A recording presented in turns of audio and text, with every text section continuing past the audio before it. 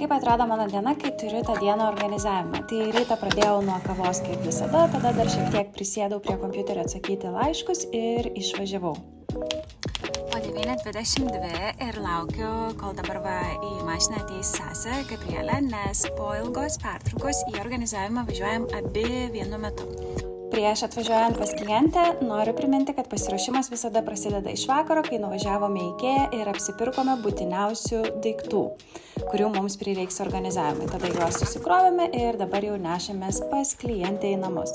Pirmiausia, pas klientę visada padarome didesnę betvarkę nei tvarką, o po to tik atsiranda tvarka.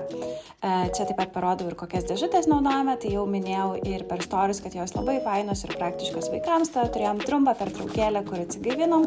Tarp kitko, organizuojant šiek tiek viską visada ir pravalome, kad tikrai būtų tvarkinga, tada etiketės. Šiuo